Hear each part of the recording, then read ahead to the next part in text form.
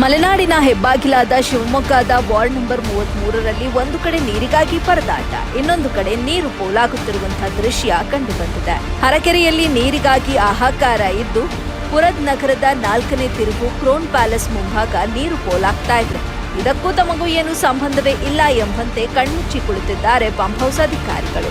8 ರಿಂದ 9 ದಿನಗಳ ಹಿಂದೆ ದೊಡ್ಡ ಮಟ್ಟದಲ್ಲಿ ನೀರು ಪೋಲಾಗ್ತಾ ಇದೆ ಅಂತ ಗುಂಡಿಯನ್ನ ಅಗೆದು ಆ ಪೈಪ್ಲೈನ್ ಅನ್ನ ವೆಲ್ಡಿಂಗ್ ಮಾಡಿ ಹೋಗಿದ್ರು. ವೆಲ್ಡಿಂಗ್ ಮಾಡಿ 5-6 ದಿನಗಳ ನಂತರ ಪಕ್ಕದಲ್ಲಿ ನೀರು ಲೀಕೇಜ್ ಆಗ್ತಾ ಇದ್ದು ಸ್ಥಳೀಯರು ಆತಂಕ ವ್ಯಕ್ತಪಡಿಸಿದ್ದಾರೆ.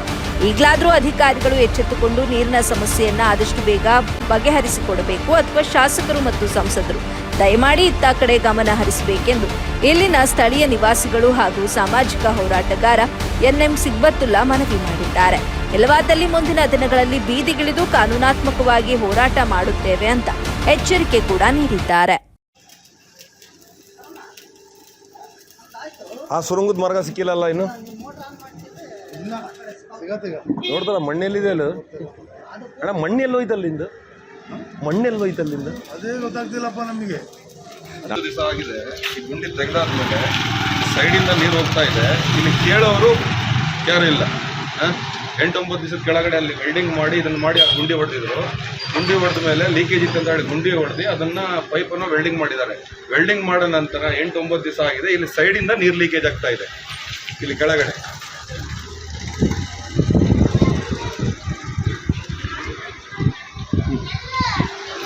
8-9 ದಿವಸಗಳ ನಂತರ ಈಗ 2-3 ದಿವಸದಿಂದ ಇದು ತೊಂದರೆ ಬರ್ತಾ ಇದೆ ಅಂತ ನೀರಿನಲ್ಲಿ. ಇಲ್ಲಿ ಹೇಳೋರಿಲ್ಲ ಕೇಳೋರಿಲ್ಲ.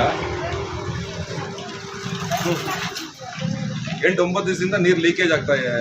ಕಾಮಗಾರಿ ಆಗಿದೆ. 3 ದಿವಸದಿಂದ ನೀರು ಲೀಕೇಜ್ ಆಗ್ತಾ ಇದೆ. ಇಲ್ಲಿ ಹೇಳೋರಿಲ್ಲ ಕೇಳೋರಿಲ್ಲ. ಮತ್ತೆ ಕಾರ್ಪೊರೇಟರ್ ಮನೆ ಇಲ್ಲೇ ಸ್ವಲ್ಪ ಮುಂದೆ ಅಲ್ಲೇ ಇರೋದು. ಈ ಗಡ ಮುಚ್ಚೆ ಜಪ್ಸಿ ಈ ಗುಂಡಿ ತುಂಬಾ ತೆಗ್ದಾದ ನಂತರ ಅದು ಮುಚ್ಚಿದ ಮೇಲೆ ಇದು ಆಗ್ತಾ ಇರೋದು ನಿಮಗೆ ಪ್ರಾಬ್ಲಮ್. ಎಷ್ಟು ದಿವಸ ಆಯ್ತು ಇದು ಇಲ್ಲಿಂದ ನೀರು ಸೋರ್ಲಿಕ್ಕೆ? 3-4 ದಿವಸದಿಂದ ಸೋರ್ತಾ ಇರೋದು. ಯಾರು ಬರ್ಲಿಲ್ಲ ಇಲ್ಲಿ? ಪಂಪ್ ಹೌಸ್ ಅಧಿಕಾರಿಗಳು ಯಾರು ಬರ್ಲಿಲ್ವಾ? ಎಕ್ಸ್ ಕಾರ್ಪೊರೇಟರ್ ತಮ್ಮ ಅಥವಾ ಕಾರ್ಪೊರೇಟರ್ ಯಾರು ಬಂದಿಲ್ವಾ? ಯಾರು ಕೇಳಿಲ್ವಾ ನಿಮಗೆ?